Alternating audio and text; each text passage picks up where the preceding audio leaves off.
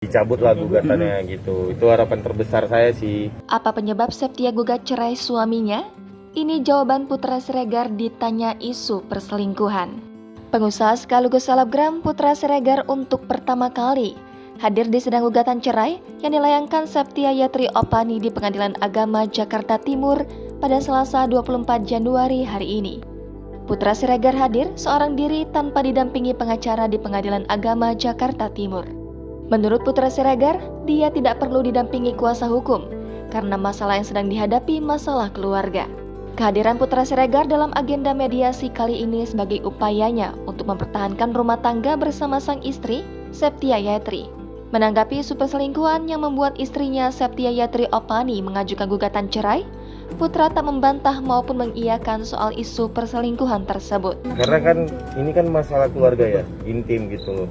Baik suami istri kan udah memilih, karena ini kan nikah ibadah yang panjang ya, bukan sehari, 2 hari, bukan sebulan, 2 bulan gitu. Putra mengatakan, di dalam perjanjian yang dibuat Septia pun ada tertera soal janji tak akan berselingkuh ke depannya.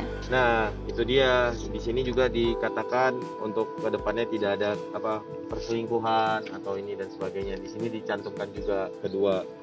Tadi perilaku baik, terus kedua segala hal harus izin istri.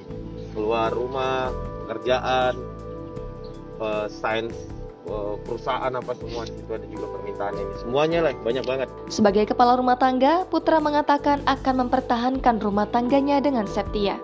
Putra berharap ia dan sang istri kembali rujuk. Ia berjanji kedepannya akan berusaha berlaku lebih baik. Di sisi lain, Putra Siregar mengaku sedih mendengar adanya pernyataan bahwa ia tidak menafkahi istrinya. Putra mengatakan pernyataan yang beredar tentang ia tidak memberikan nafkah ke Septia itu adalah fitnah.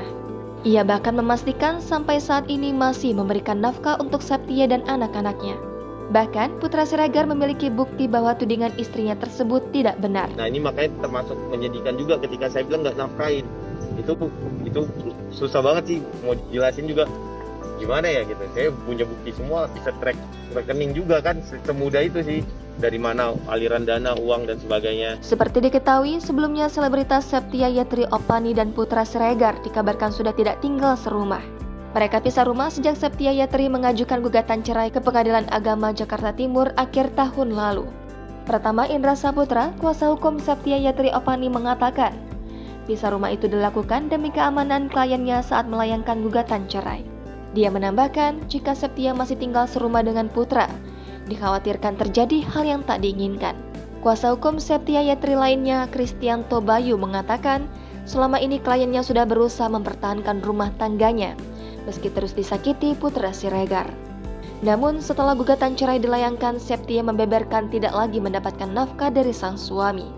Selain itu, sejak pisah rumah tidak ada komunikasi lagi antara pasangan suami istri tersebut. Putra Siregar juga tidak pernah menanyakan kabar anak-anaknya.